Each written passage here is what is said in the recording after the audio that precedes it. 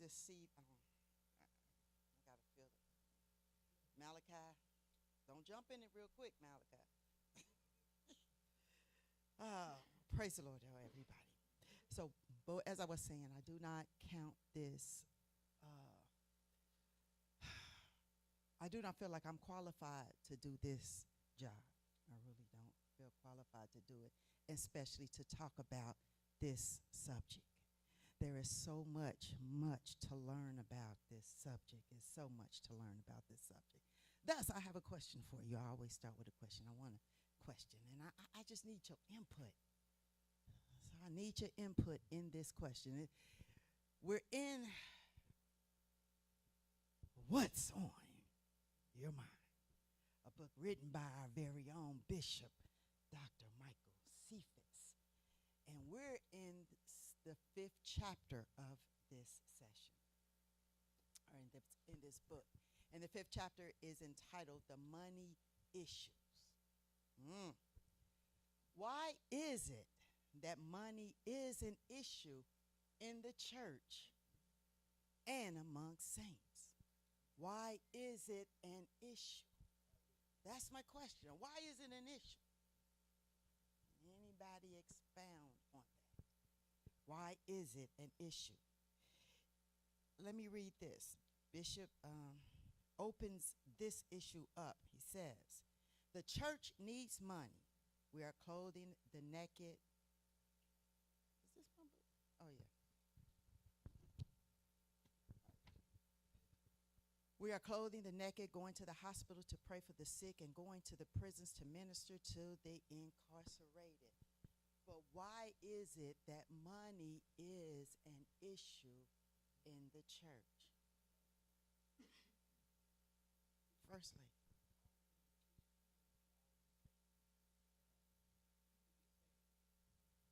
uh, uh,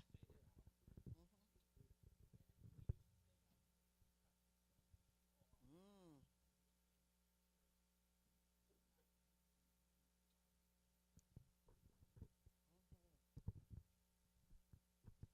so it's a part of selfishness, and uh, says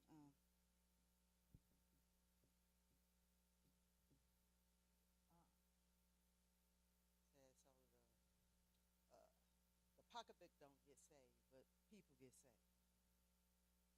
Mm, yeah, that. Yeah. Anybody else? Why is it? Why is it an issue? Why is money always an issue in the church?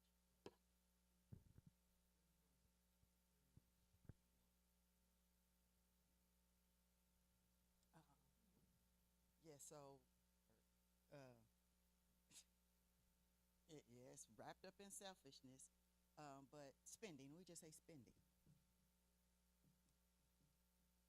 Maturity, maturity, TY, maturity.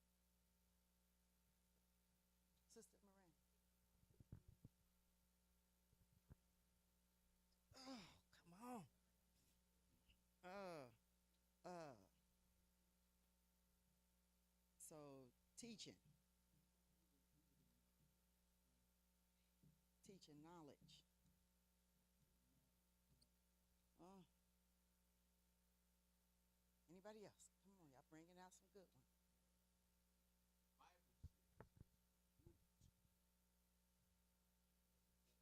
So the love of it. So we're saying that people loving money, people love it, and people loving it. Anybody else?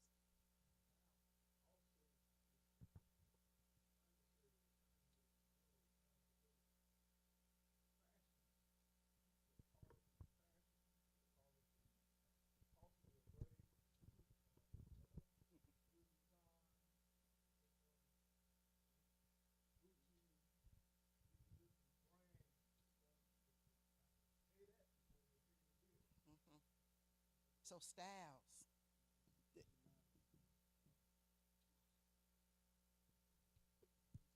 So these are all the things that money can bring us, and are the things that money gets out of us. this is what, and so because of that, look at this. Money is not just, we don't just need money in church, but we need money where? We need money at home. We need money at church. We need money personal, selfish for ourselves. So for personal reasons, money is something that we need. So there is, and if we don't have things right in each and every one of these places, guess what happens? It becomes an issue in the church. Bishop said this in one of the pages. He was saying,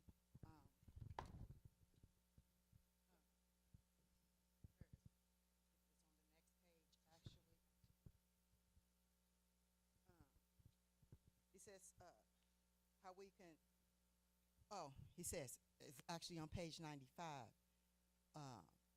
It makes us bitter because we're in debt. So now makes us bitter, makes us mad, makes us angry. It can change your whole attitude just because I don't have any money. And we look at it, and then we wonder, we ask the question, like, why? That's why I feel like I'm not the right person for this, but I do have like an insight of it. Money is an issue in the church because it's an issue at home. Money is an issue at church because it's an issue with each and every one of us. It's a personal thing. And if we can't get it right, God tells us that we are to be stewards over his money. We got to learn how to be good stewards. He gave us that illustration with the talents. But you have to have things under control. And I think that's one of the things and one of the problems that we have in the church. There's not a balance when it comes to our money. There is not a balance. And one of the things that I'm learning, especially when it's come to this issue with money, is we don't know how to invest. We don't know how to put money where it needs to be. We don't know how to save. We don't. We don't. And because of, somebody said, it's the lack of teaching, the lack of knowledge, then things become an issue in the church. We're destroyed because of the lack of, we're destroyed. But it goes, Bishop talks about a lot of stuff, goes through a lot of issues when it comes to this money thing. But if you don't get to the root of it, then will you fix it? Will it take those things and those problems out of the church? Will we ever become a church where everything that we need is here? It can happen. It can happen. But when does those things happen? When we get things together and right at home, in our personal lives, when we put things under control, when we stop buying. I was at work the other day, and I went to the restaurant for lunch, and they looked at me like, "What? You going out to eat?" Because I never do. I pack my lunch all the time. And I learned that lesson when I was working at TriHealth, because I used to, you had your badge, just swipe your badge, get a lunch. You pay for it when you get your check. You never miss it. But when you start looking at that thing, how much money actually comes out. And then you start adding that thing up. I added up for like a year. It was thousands of dollars. Thousands of dollars. And I'm looking like, on food. And they taking it. And they know how to do it because they're giving it to you, but they want you to spend it there. So we got to learn how to have control, and we got to learn how to put things in order. Look, we talked about let me go. Am I going too fast? we talked about tithing. Tithing is the main thing. My question, though, I just still really want to hit that issue of why is it and why should it be an issue in the church? Why have we made money an issue in the church when God has already developed a system? He He developed the system. Why do we have an issue when the system has already been developed? Now we come to the tithing. Let's come to tithing first. When it comes to tithing, where did tithing come from? Anybody know? Huh? Why did tithing come into existence?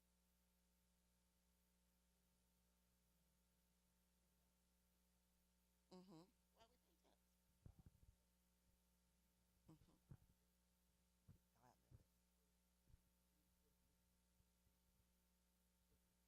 God love it.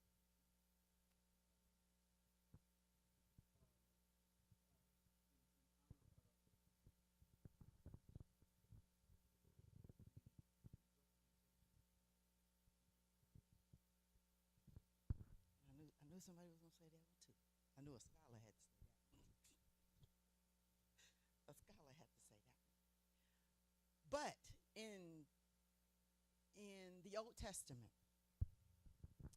this is where you have to understand. In the Old Testament, when who was that? The children of Israel um, uh, was at Mount Sinai when Moses went up, and then they distribute the land to the to the tribes. So all the tribes got their land and their portions. So in the Old Testament, when the tribes got their land and their portions, they Joseph did not get a portion, but if anybody remember, his children was given his portion. His children, he had two sons, and his children was given his portion. And the only ones that didn't get one was the Levites. So the Levites didn't get a portion of land. So why didn't the Levites get a portion of land? Because God didn't intend for the Levites to work land. The Levites' job was to minister to the people. So in order to do that, he told everybody else to work their land and then give a tenth of their portion to the Levites, which were the ministers. So you're to give your portion to the ministers because they had a job. Their job was not to take care of the land. Their job was not to do that. Their job was to minister, take care of the temple and the tabernacle. All right? Then they received the portion from the people. During the wilderness, in Numbers, the 18th chapter, you see that around the 24th verse, the Levites served God in place of owning land. So they didn't have land to own and to work. They did the work of the Lord. The tenth was given to them. They gave it, and all the tenth was brought unto the storehouse. And the Levites can get from that as they needed. Now, I put some scriptures on here. I want you to write them down. We probably won't go through all of them, but I want you to have them in your reading, and you can put those in your study as well. So there was a purpose of the tithing, and that was the first acts of tithing. All right? So that was way back in the Old Testament. In other words, what is God doing? He's showing us a system. All right? It is a system. And in actuality, the government still uses that system today. So that's why you pay taxes. They take taxes and they put it in, and then they grab from that and pay everybody else and do everything else. That's where your food stamps and all of these things comes from, because they support those who don't need. So it's supposed to take from those that have. And it doesn't matter with how much you have, you give a portion of what you have. If you have a lot, then you give a lot. Not that you give a lot, you give more. But it should equal up to the same with everybody, whether you're rich or whether you're poor. It should equal up. And then God didn't tell us that he wanted everything. He could have, but he didn't. He just said 10%. You keep the 90. Take care of it, multiply it, and make it work for you. Just give me the 10. But why is it hard for saints to even give the 10? Why is that now an issue? People say, oh my goodness, I can't, I don't have enough, I don't make enough. You're looking at it the wrong way. You're looking at it the wrong way. Tithing is not a bill. It is not a bill. Most church people, and that's why things becomes issue, is because of the way we look at things. It is not a bill. Your offerings is not a bill. It is not. I work with one of my providers is from Russia. And we have a lot of people coming, because she's Russian and she talks Russian. So a lot of people want to come to a doctor that they can talk to and get an understanding from. But I tell you, every time they come to her, they always bring her gifts. For some cultures, you cannot go into no one's house without bringing them a gift, without bringing them something. It used to be back in the day, even now, it used to be back in the day when you go to somebody's house for a party or a gathering, you always bring something. You never go empty-handed. People bring drinks. People bring something. We bring something. I don't know what's happening today. First lady, this selfishness part, I don't know what's happening. People just want to get. Nobody wants to give nothing. You want to go and sit and eat and not do nothing. Come on. Wrong idea. The wrong concept. That's why we have issues in the church. It's because of the way we look at things and see things. And the biggest thing is God says, this is the thing. He says, you got to get the mind of Christ. You have to allow God to work in you and through you. That's it. So we got to change the way we think in order for things not to be so hard and a struggle and become such an issue. Why is it an issue? So the other part to that is, I asked the question is, why is money an issue for the church, but why is money an issue for the saints? Why is it an issue for the saints of God? Because this thing is personal. The saints make up the church. So therefore, the problem is in the people. The issue is in the people. And what I found out, and you said it in here, it all comes with teaching and knowledge and knowing.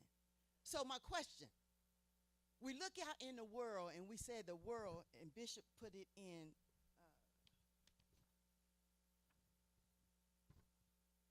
on page 94.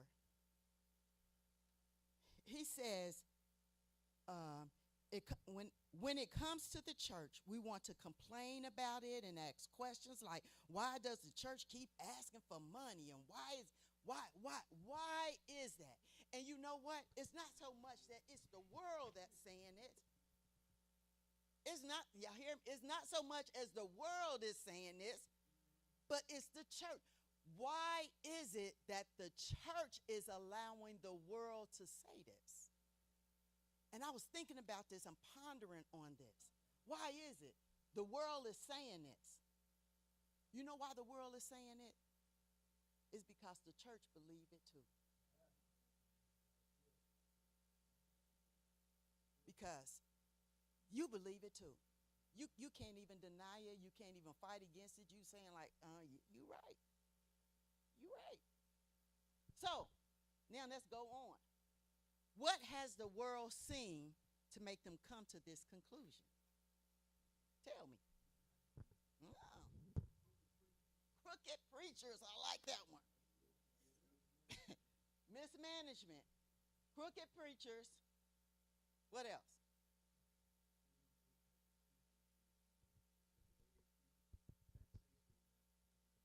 Mm-hmm. That's it.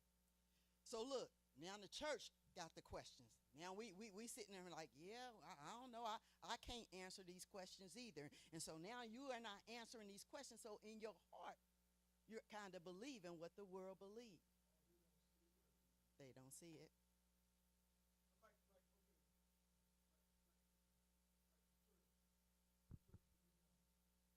Mm-hmm. Mm-hmm.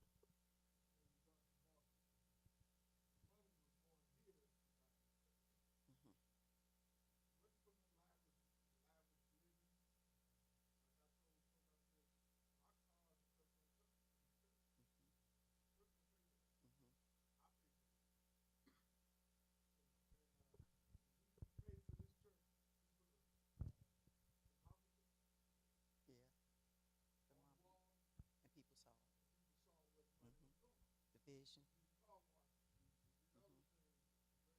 Mm-hmm. Mm-hmm.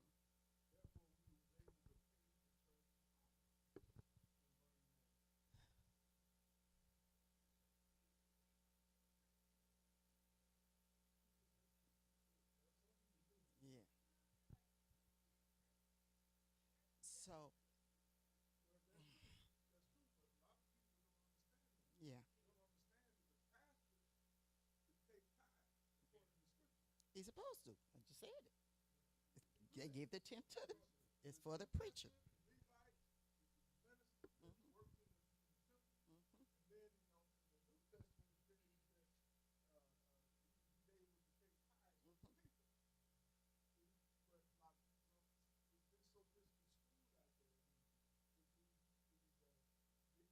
Mm-hmm. Mm-hmm. Mm-hmm. Mm-hmm.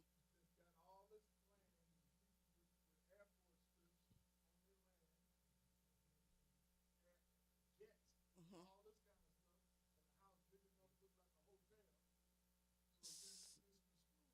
It is. So it gives. So it gives a reason why people go that way or think that. So people, this is what they see. They see preachers, especially the televangelists, driving jets and riding these, they spending all this, living in lavishly houses. It's only two people and they got 20-room mansion house. They see all of this. They see it. So I can't do nothing about what they see. They see that. That's there. But as a Christian, as a believer, where is your stance at when it comes to that? So where do you stand when it comes to that? So if someone says, "Yeah, I see it," you should be able to understand. Yeah, I understand what you see. Mm-hmm. That's it. And so that and if the if the saints got questions, if the saints don't believe, and if the saints don't know, look, what do you say, First Lady, all the time about truth? You don't have to chase it down. You don't have to just live it. Just that's all you have to do is live it. You don't have to chase it down. So if somebody comes to me and say such and such, only thing I have to do is live it. What do I have to do? Stand strong with my head up and say, no, that doesn't happen here. But what we do, you right, and don't defend it in no form, fashion, or way. So now the church, the world, that's what they're running with. Because the church is not standing up to what they believe or what they know. And not every pastor is this way. But when you know your pastor, you should know how things are ran. You should be able to stand on and stand on those words. But when you don't and your head is bowed, then what are they going to believe or what are they going to know? So that's why. Why do we have issues in the church? It's because we half the time don't believe it ourselves. Antoinette said one of the things that I believe. This is what I believe. This is just where I stand. It don't matter what Bishop do with the money. He can take this money, my tithes that I give him, he can take it and he can go gamble it away. He can go gamble it away. What my job is, what the Lord tell me to do, pay my tithes and give it to the church. And that's what I'm going to be judged for. What is he going to be judged for? For what he does with it. He's going to be judged.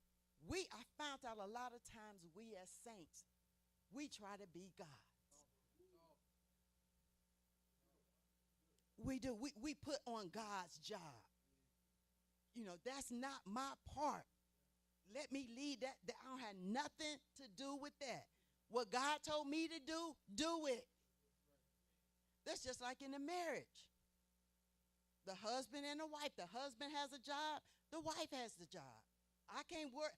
I'm going to help my husband do his job. That's my job, is to help him. It's to pray for him. That's my job. But when it's all said and done, everything falls on him. So whether he make the right decision or not, it falls on him. I'm just got to do my job. Support him, pray for him, and be there. Encourage him. I tell him what I feel. I don't think you should do it this way, but hey, it's in your hands. And that's what we have to do. And that's the same way in the church. But we find so many people not standing up. And that's the sad part. Because now the world is running with what they see. And now they're categorizing every church to be that way. And that's not true. So who is the one that's going to stand up? We have to fight these money issues. Who are the ones that's going to stand up? We as saints have to stand up for that which you know. If you don't know, ask. Ask. It's okay to ask. Ask. Ask. And ask the right person. Ask the right person. We have a lot of issues because of the lack of knowledge, and we just don't know. Selfishness is a big one, especially when it comes to money.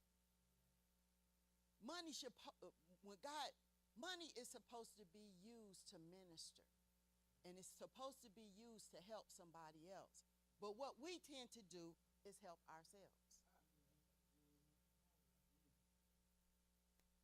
We want to invest in ourselves instead of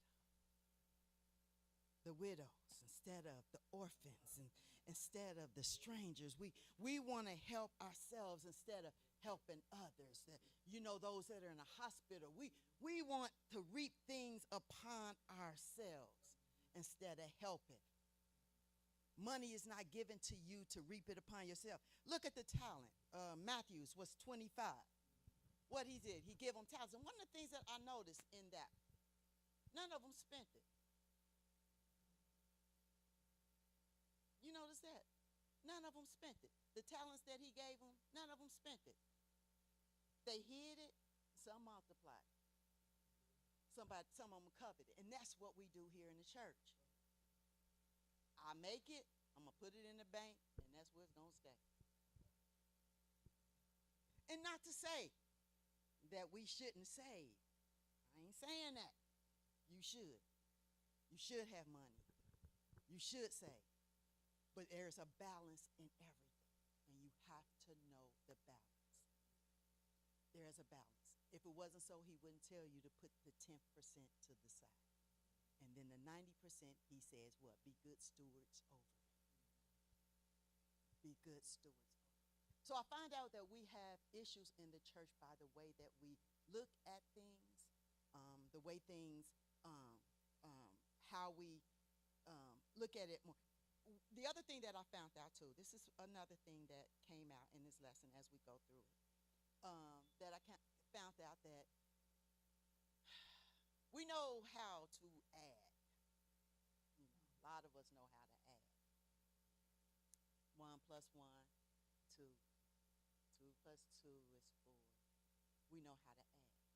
But if you do things the right way, God doesn't just add, he multiplies. So if you have the balance right, there will not be things that are added to you, but things that will multiply to you.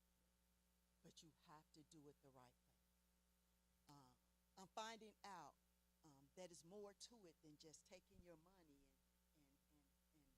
and putting it in the offering or giving it or putting it in the bank. It is so much to it. And when we learn the process,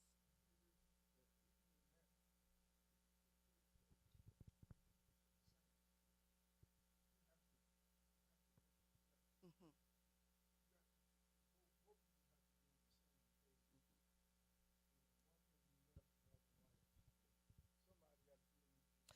Woo, that's a big one.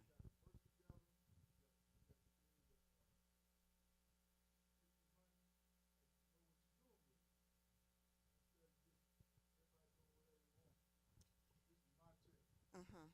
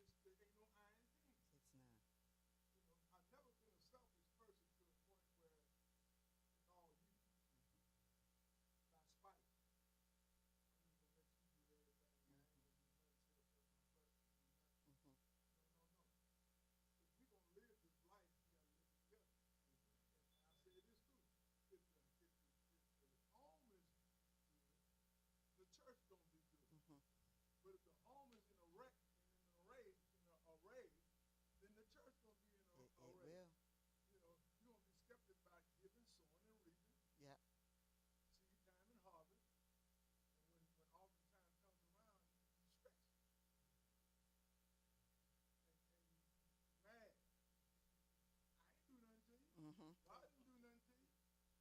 You mad because of what happened at home.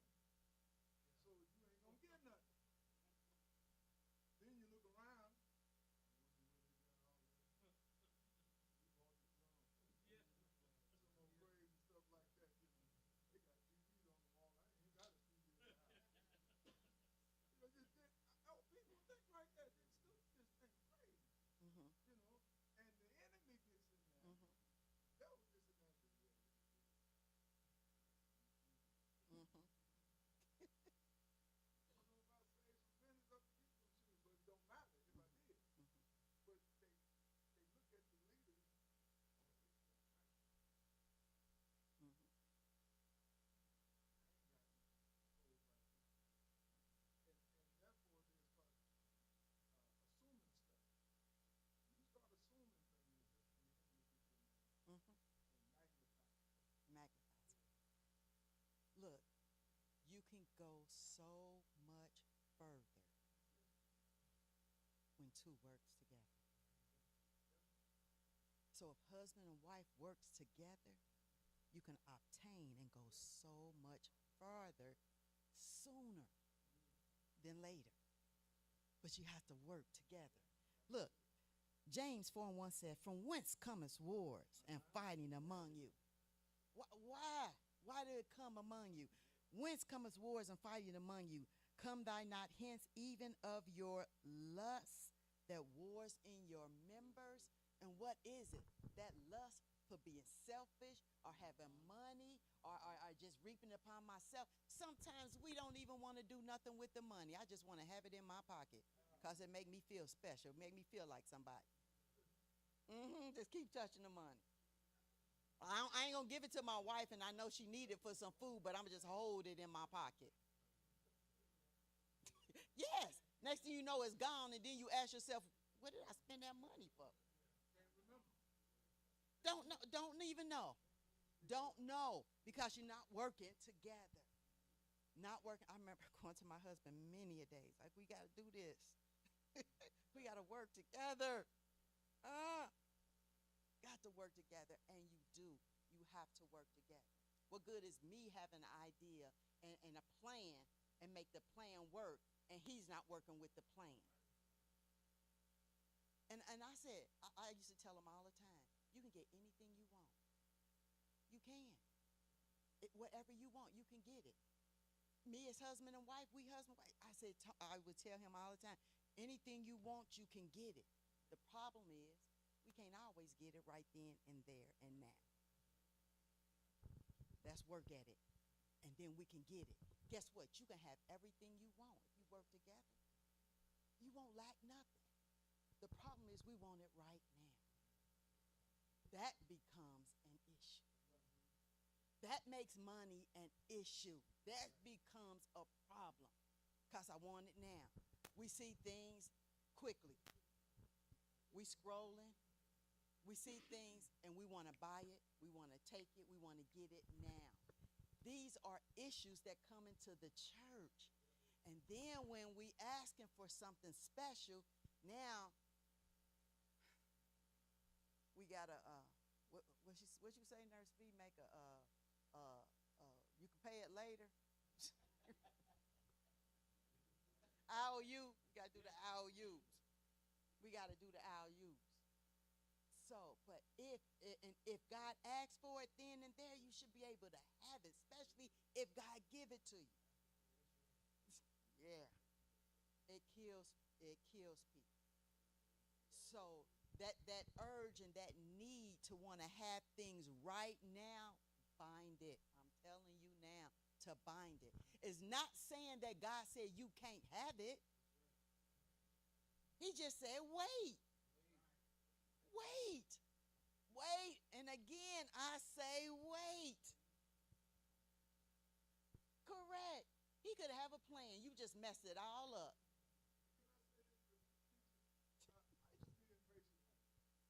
A lot of people do. Yes. Yes. I used to be impatient like that. I'm serious.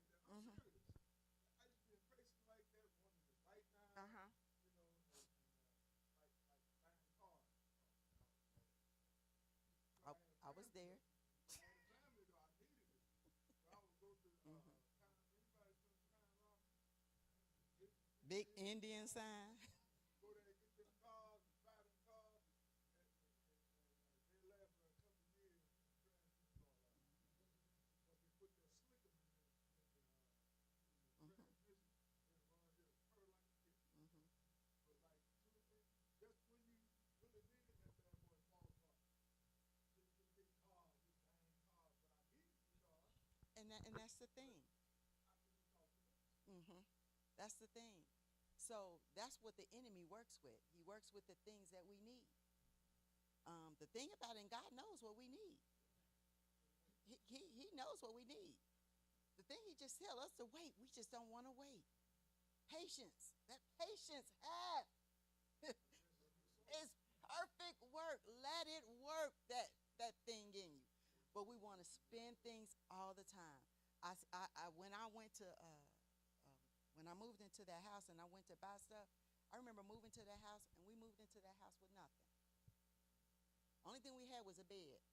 Everybody had their own beds, and some of them didn't even have beds. I had to get some beds. But we moved in, and I remember somebody said, "That's your house now. Don't rush in there trying to fix it and buy everything you need. We want to rush in there. We want to get it all furnished and have everything and go into debt. That's your house. Take your time." I looked at things and found things this sale and this sale and that sale. Put in layaway. You waited a while, and then your house will get to where you need it to be and where you want it to be. But we don't want to wait. I know a God that can supply all of my needs, and I want it now. And Lord, bless me right now. And we put it in God. That's what we do. We put everything on God. God want me. He opened up this door and he made this blessing for me. No, he didn't. You got to prove with a high interest rate. With a high interest rate that's taking more money out of your pocket and less money goes into the church. Because we didn't wait. The Bible said, be patient. Mhm. Patience possesses your soul. If you're not patient, you're going to possess your soul. That speaks a lot. That's why we have issues. That's why we have issues, and we shouldn't in the church. We really shouldn't. We shouldn't be. We literally, and I truly believe it. We have problems and circumstances and situations does arise in our lives.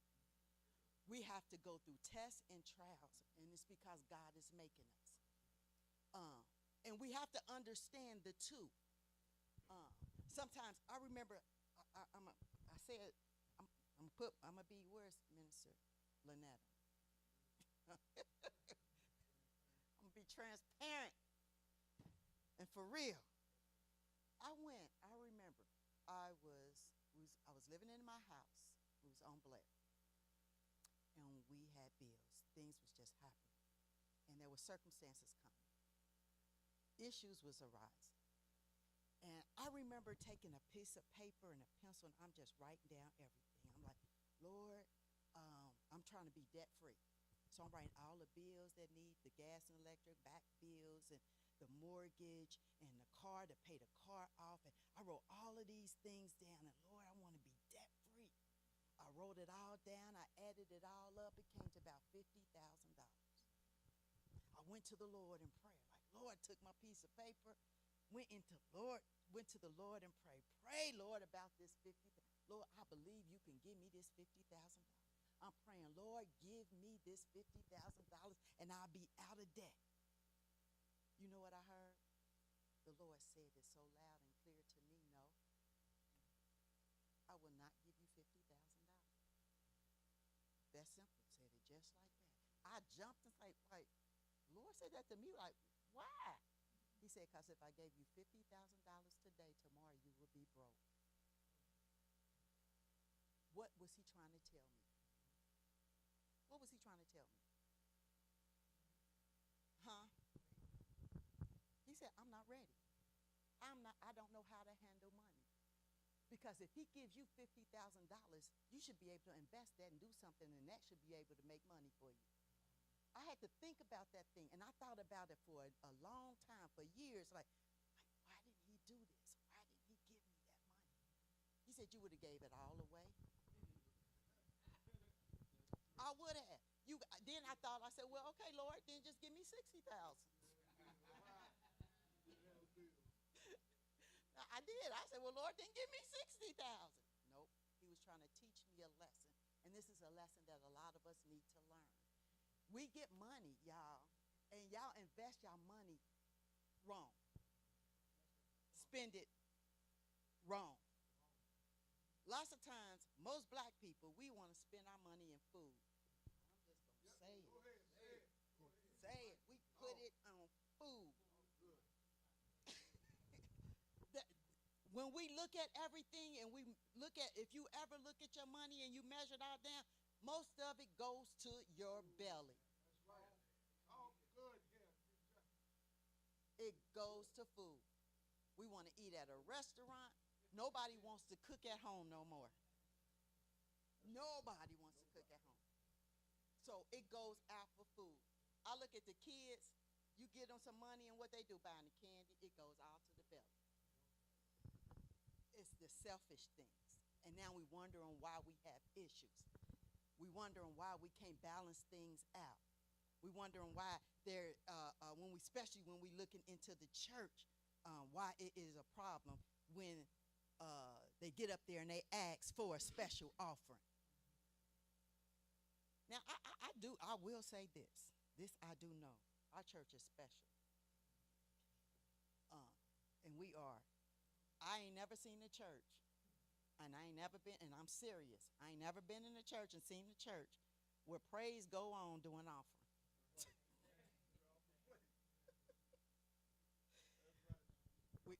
We are special in that way, but we still have some issues. We still have some issues, and we have to get these things together. So we are a giving church, but still, if God is telling you to do more, then now is the time. Now is the time. He says, when it comes to the church, we want to complain about it and ask questions like, why does the church ask or keep asking for money, keep asking for things, why is it? I look at that in two ways. Look at that as in the center, in the sinner's eye, and look at it in the saint's eye when it comes to that. And what do you see? Anybody tell me what you see? If you look at it in the sinner's eyes, they come into the church and offering. I even heard people say, offering is too long. They take too long doing offering time. So in a sinner's eye, when they come to church, tell me what they see. Anybody? So they're looking at the preacher. They do. What else? Tell me what else. What does the sinner see when it comes to the money? The appearance of the preacher or the church, or who? Of the church? Okay. When it comes to the money part, you saying? So are you saying like the church, the way the church looks, or are you talking about? Okay.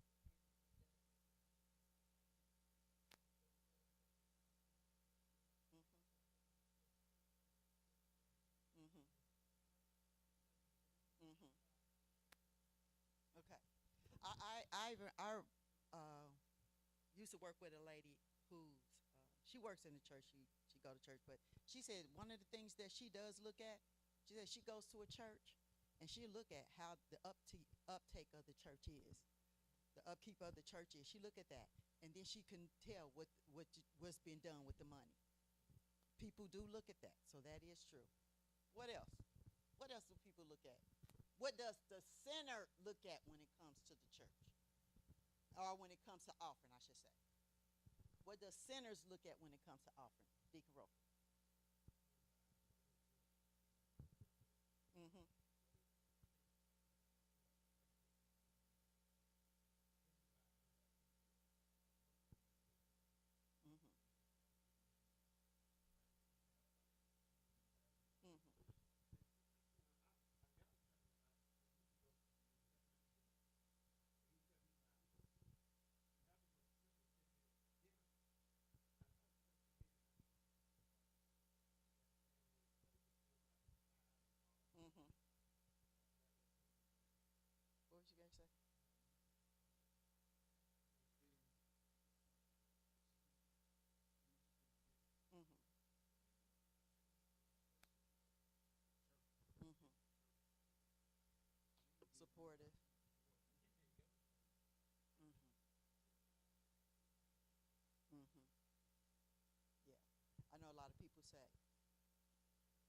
one church is poor, and the preacher getting all the money from the poor people.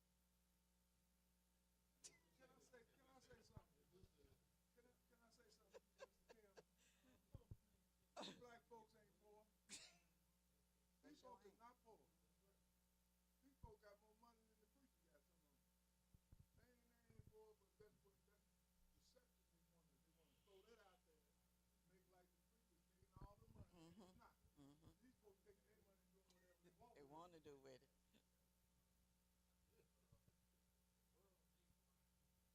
Correct. Right.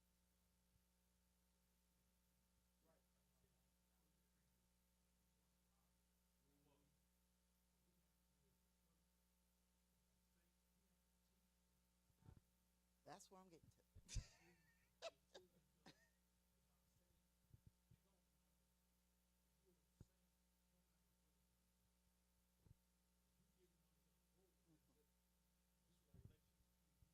Mm-hmm.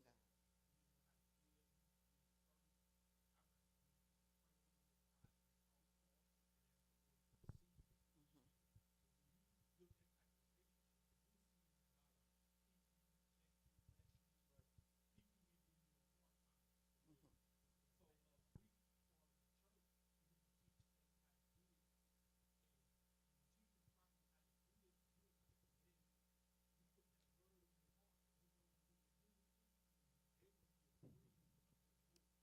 That's it. So, and that is actually one of the scriptures about giving freely, and we have to learn how to do that. It's not just some people feel like they made to give, even in the church. I got to, and this is the other thing that gets to me. I got to because they looking at me. Mess yourself up. That you just messed yourself. You messed all your blessings up. You just messed up all your blessings. You just messed up all your blessings. Be a cheerful giver and know how to give. Ask God. Nurse, we say it all the time. Ask God. You will not go wrong if you ask God. And guess what? The plate will always be filled if you learn how to ask God what is your portion to give. And at the end, it will come out to whatever it's supposed to be. If you do your job. I tell you, we have to change the way that we think. We got to change the way that we look at things. We have to change it. And these things won't be an issue. We make it an issue in the house. And you don't even realize that it's an issue. You don't even realize that you just made it an issue. And what it all boils down to is being selfish. We are selfish when it comes to giving money. One thing that I found out, and I'm going to get your hands, I see it, is that the money that God gave you, he gave it to you for you to be a blessing, whether it's to the house or it's to somebody else. It's a blessing. So we ought to learn how to give. We have to learn how to give. Give to people. You're supposed to bless somebody. When God blesses you, you're to bless somebody. Then they do the exact same thing, and then they begin to bless somebody. And then it starts to build. And then what? Your blessing comes back to you not in addition, but in multiplication. You get more than what you gave. I gave somebody some money. The Lord just told me to give it. And I told him this. I said, you know what? I think the Lord gave me this back because of you. But I gave somebody some money. I gave them $20. And the Lord told me to do it. So I had it in my pocket and I had it ready to give to them. Come to find out, that person said, I was trying to figure out how to ask you for it, but God had already told me to give it. So it was in my pocket ready to give to them. But come to find out that $20 turned into over more than $500 back to me. Now, I'm not saying, I said, you know what? I really think that that's where that came from. I really think that's what it came from. But God, if you do it the way God says do it, a simple $20, God will, he didn't add, he multiplied that. And he said it. He says it in the scriptures. We see it in Malachi. And he says he will open up the windows of heaven and pour you out blessings that you won't have room enough to receive. Who's at that point yet? All the blessings is coming out like that. And look at that. He said you won't have room enough to receive it. What happens when you don't have room enough to receive? You got to give it away. You got to spread it out. And that's the kind of blessings that you want to live in. That's the kind of blessings that you want. But the first part of that is you have to know where. First of all, I can't be selfish. And I got to know how to give according to the way God tells us. And stop making money an issue. Why we make it an issue?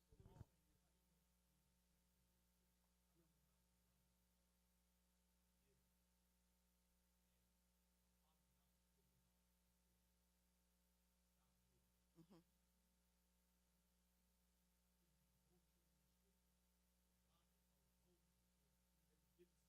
Mm-hmm.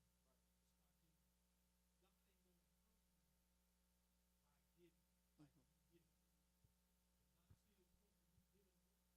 He won't.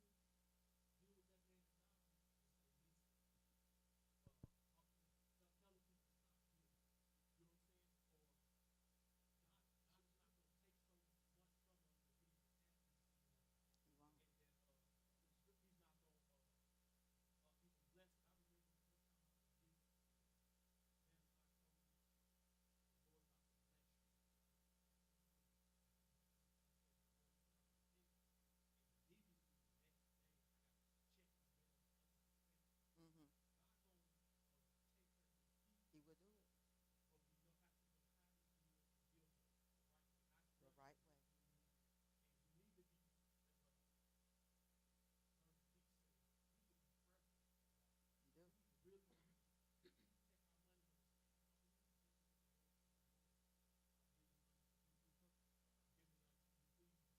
Look, God will tell you to give. God can tell, and God will tell you to save. He will tell you to put away. He will tell you how much to put away. He will tell you how much to give. He will tell you what to pull out your pocket to give to somebody else. God will tell you exactly what to do with your money if we listen. If we listen, he will tell you exactly what to do with your money. Each and every amount of it. Every part of it. He'll tell you what you can spend it on. He will tell you if you listen. And if you listen, you won't go wrong. You won't go wrong. No matter what. Look, I'm going to tell you one of my secrets. In my tithing, I actually listened to this one man, this was years ago. I only remember his name as being Murdoch. And I listened to him. Is that who it is? And he talked about giving. And one of the things he says, or one of the things that he said that I caught a hold to, and I did it, and for years I've done it, is when I pay my tithes, I just don't give my tithes. I give more. I always give more because I'm giving where I want to go. And now I'm looking to give more. The Lord is speaking to me to give more. So that only means that I'm giving more. So that only means I got further to go, or more is going to come my way. So he will make a way. The problem is we don't have faith. This is what I'm finding out amongst God's people. We say we have faith. We say it.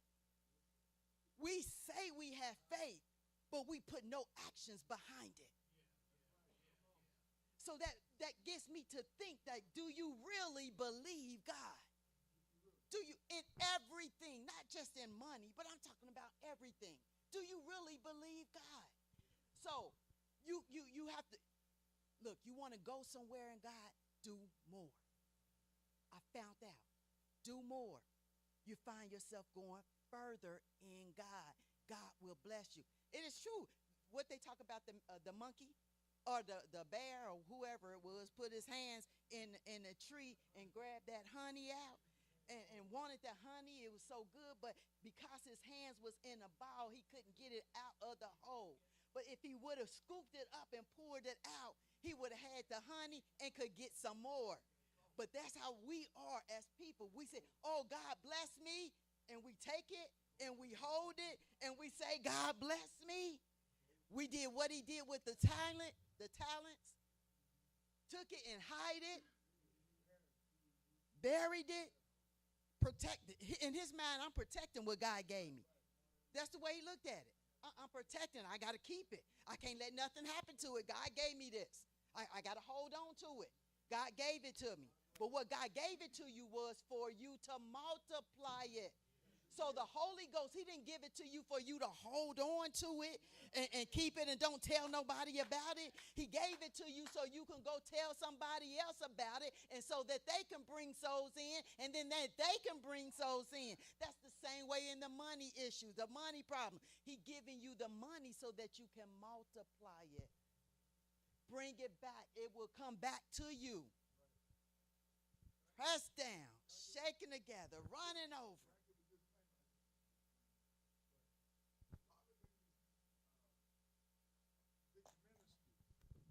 You don't know what they're doing behind the scenes. These folks going to Africa.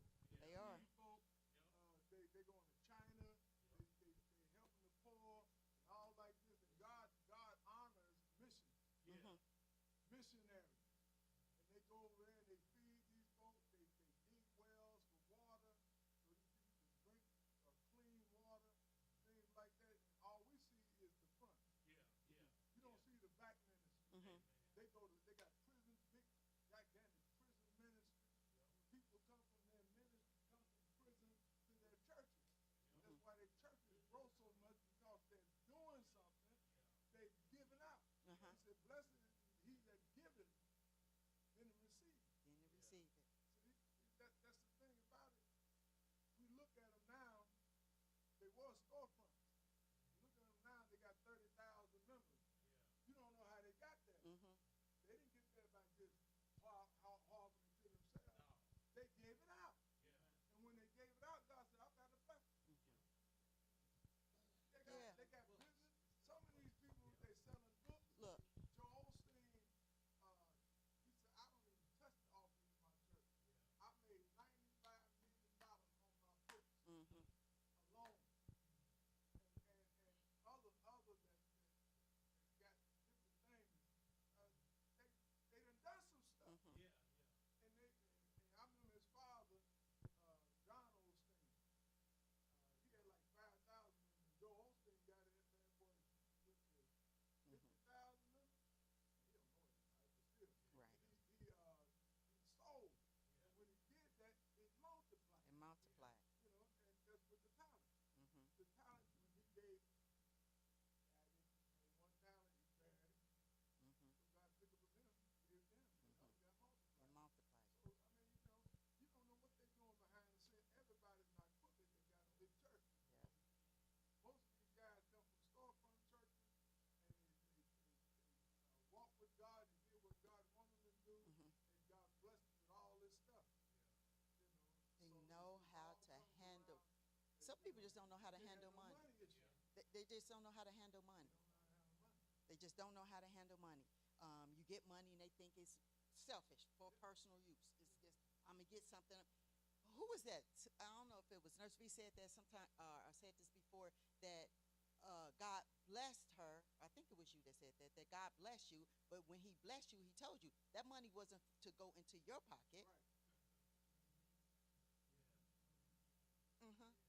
It's supposed to go into the ministry. But we like, oh, I just got blessed. Lord just blessed me. So where can I spend this at? What can I buy? We mess up ourselves. It says learn, on page 97, learn self-control. If you learn how to control your spending and not live above your means, you can make it. I said, what is wrong with this picture? Tell me what is wrong with this picture. I remember seeing this girl, hair all dude up, lashes on, nails on, got the Prada shoes, the name clothes. She walking down the street, but she riding the bus. I was like, what's wrong with that picture? What's wrong with that picture, saints? She's living above her means. She's not balancing out things. Her life should be balanced. Here she is, all this name. She just showed how selfish she is. How everything went to her and on her. What I look like. But she riding the bus. What's wrong with that picture? Look at that in the saints. Look at that in the church. What's wrong with that picture? You can have all of this stuff and you lacking somewhere else. God will bring about a balance. It's a balance. Everything balances out. The way you look, the way you dress, what you drive, everything balances out. It shouldn't be off balance. That's why husband and wife shouldn't be off balance. There shouldn't be an off balance in your house. It shouldn't be an off balance in the church. It shouldn't be. It should be a balance. Everything should even out. So I might can't drive a Mercedes, but let me drive my Honda, wear my clean clothes, coming into the church, giving into the offering. Let me just walk it until God get me to that next place. That next place.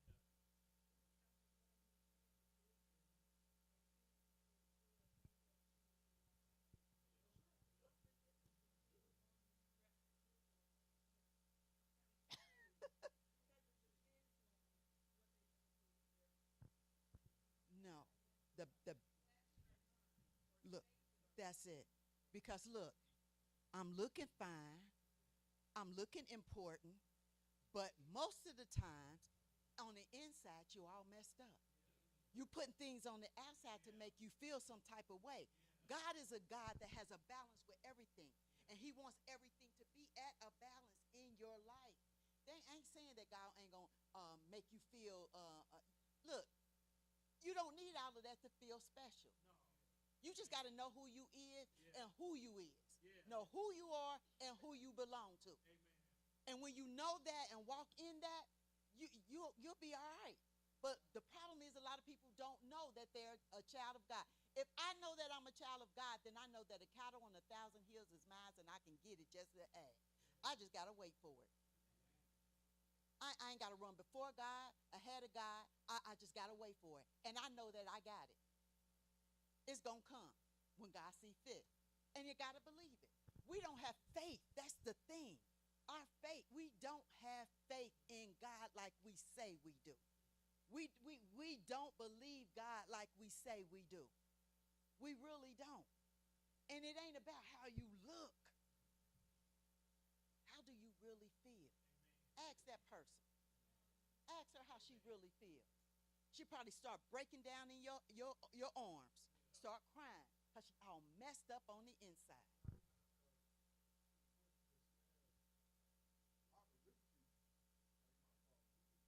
They don't do it.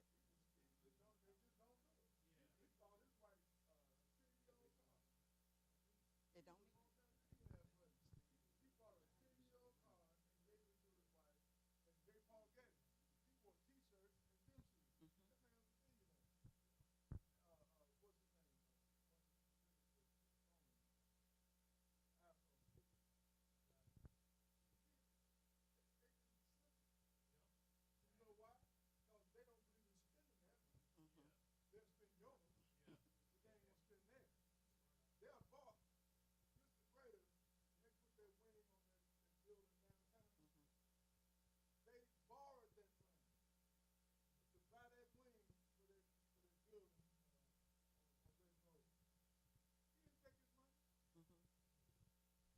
most people don't. They don't. Most people don't. If you know how to do it, you won't.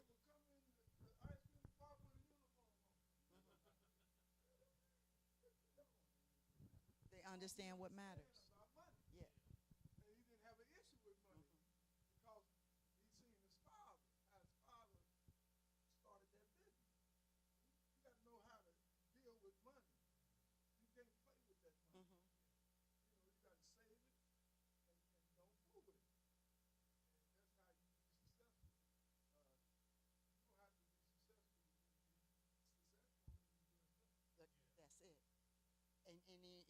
doesn't make you important.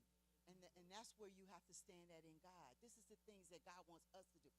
We have to know who we are in God and know that I'm a child of God and that I am special. I don't care what I have on. I have to know that God loves me, that he cares for me.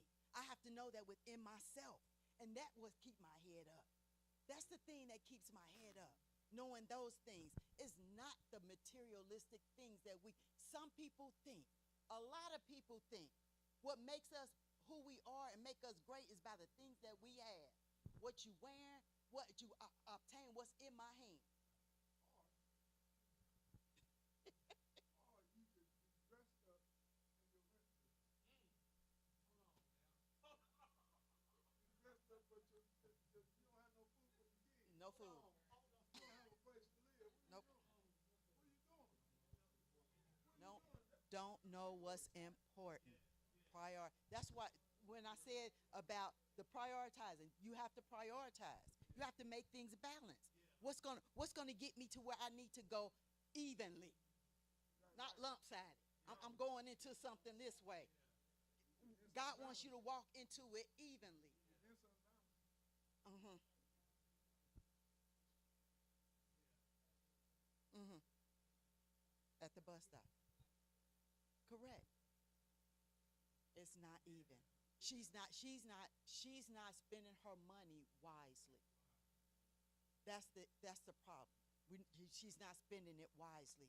So if she was spending it wisely, it's not to say that she couldn't have those things. I'm not saying she can't have them.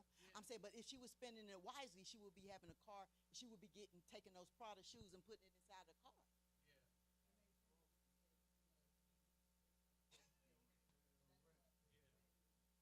Yeah. And it's a lot. And that's true. So people put their money where they want to. Here you are all dressed up, but your kids hair nappy and they beat up shoes and you that's imbalance right there. That's an imbalance. That's an imbalance. All right. I'm past my time.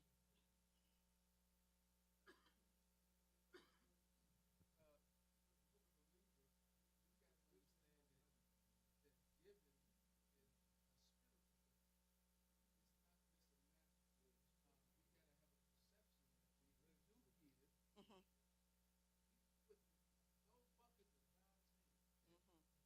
Mm-hmm. As unto the Lord. It's as unto the Lord.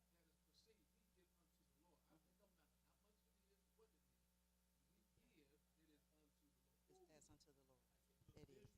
Look, saints of God, God is requiring for us to give in offerings. He tells us in the Old Testament, like Bishop used to always say, he tells you what to bring, how much to bring. He tells you when to bring it. God would tell you. Does that stop now? No, it doesn't. He's still speaking. He's still telling them. He's still telling you, each and every one of us. He tells you what to bring. Now it's up to you to do it. You know exactly. All the time I come in here and I'm like, Lord, what should I give? You know exactly what I have. You know where it is. You know which account it is in. You know which credit card I can use if I can use it. If I need to use it. So I remember when. Let me say this real quick. I remember when I was real young. That's when I used to sit right next to First Lady and the kids. I ain't had no money, y'all. I ain't have money. For some reason, I always had some.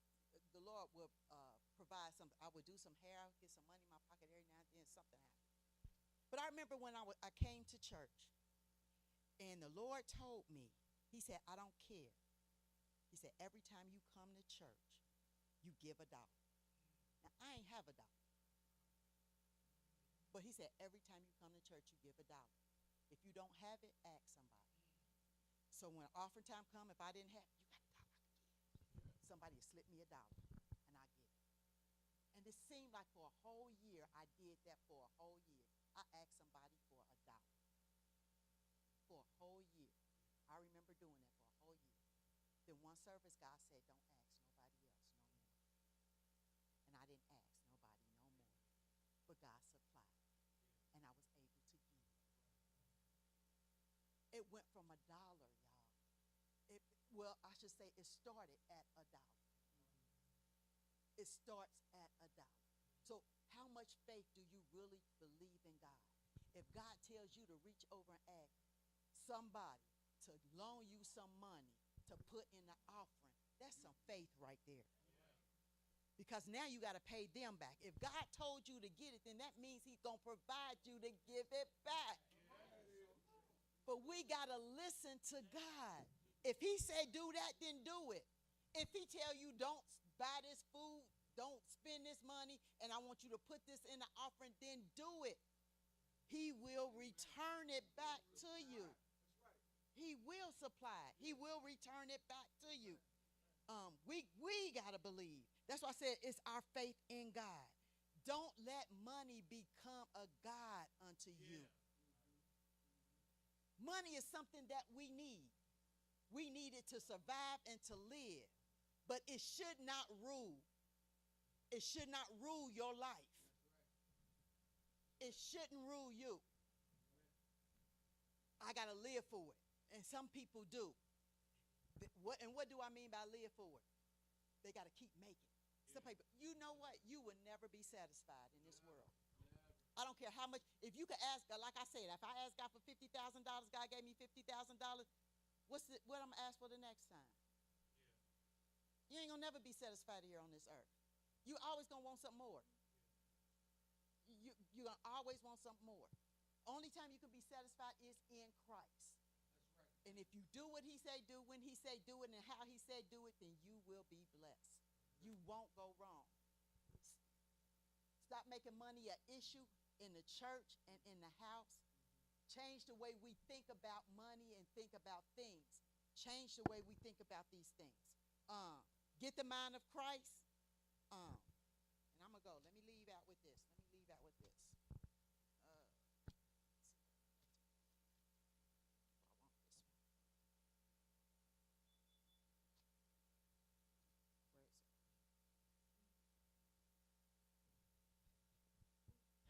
First Timothy 6:10, for the love of money is the root of all evil, which while some converted after they have earned from the fact they have earned or erred from the faith and pierced themselves through with many sorrows. Don't let money take over you. Don't let it rule you. Don't let it take over you. Don't let it take over you. Y'all don't work for y'all. Some of y'all working for money. That if y'all working for money, then that's your God. Don't work for money. The money should work for you. It should work for you. Don't. We find saints, a lot of saints just work. They miss church because they what? Working for money. In their mind, they're going to say, I got to make the money so I can bring it to church. Trick of the enemy. Trick of the enemy. When we can get to the place where money works for us, I want to get to the place when I'm sleeping, my money is working. Ain't that a good way to be? I'm sleeping and I wake up and I got some more money. So don't work for money, but let money work for you. Don't. And my biggest thing is, I just wanted this. What I wanted everybody to see and understand is, we make money issues. We make things become issues, and it's not. God never intended for it to be an issue. We have to learn how to handle it. We have to learn how to get it. Look, don't hold on to it so tight that you can't invest into it. You know what? If I give a child, and I see them do it all the time, if I give this child $1 so they can go buy some a bag of potato chips, I'm investing in that child. You're really investing in them, because what they're going to remember about some good things that come out of the church. Somebody put something in my pocket. Somebody gave. Somebody helped me. You know, and then what? In their mind, as they grow up, they're going to know, if I need something from the Lord, let me go to church. Let me go to the house. So So start investing. Stop holding. Being stingy. Stingy. Being stingy. Let it go. Huh? Oh. And I do. I see us. We are truly a different people. We are truly a blessed people. I know it. We've done a whole lot more than what I've seen in a lot of churches, especially when it comes to offering. Don't stop giving, but get our giving spirit right. We'll be blessed.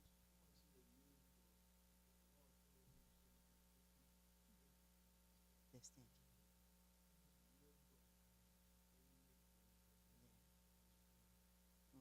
he said, he said all the stingy folks gone. Yeah, they gone.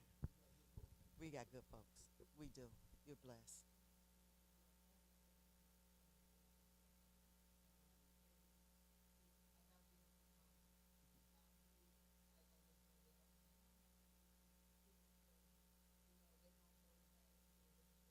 Hmm. You can't. That's the thing. If God tells you to, yes. Hmm. Hmm. And that's the same way that you look at it in the church. It's the exact same way. So when I give to them, look, who was that? I think Brother Eric said it all the time. I'm gonna give you this money, but I did that with my kids. I did that with my kids. Said the Lord told me to give you this, and I gave them a certain amount of money. And I said, but the Lord said you bet not go do thus, thus, and thus with it. If you do thus, thus, thus with it, you're going to put a curse upon yourself because this is God's money. If you do thus, thus, thus with it. But if you take and do the right things with it, then it will become a blessing unto you. And that's the same way you have to look at it in the church. When you give it to the church, you're giving it as unto the Lord, and you're looking for it to become a blessing. But if you do wrong with the money that God is giving you, then you're reaping upon cursing. So you don't want to reap upon curses upon you, your life, and your family. Look, hey, if you mess up, you got to think about more than that, just yourself. Because you can put curses upon your kids. If you move out from under God, you can put curses upon you, your house, your kids, and the next generation and the next generation. I've seen it with my own eyes. I've seen it with my own eyes. Move out from under God and don't do the things God said. The curses will come upon you, your family, your kids, and their kids, and their kids. Some of us, we need to break those generational curses that's upon us. And you break them by doing what God tells you to do. Tell you to do. Sacrificial offerings breaks curses. Doing things that God tells you and do it the way that he says it. I gotta sit down. But Pumpkin is my timekeeper. She back there saying the watch.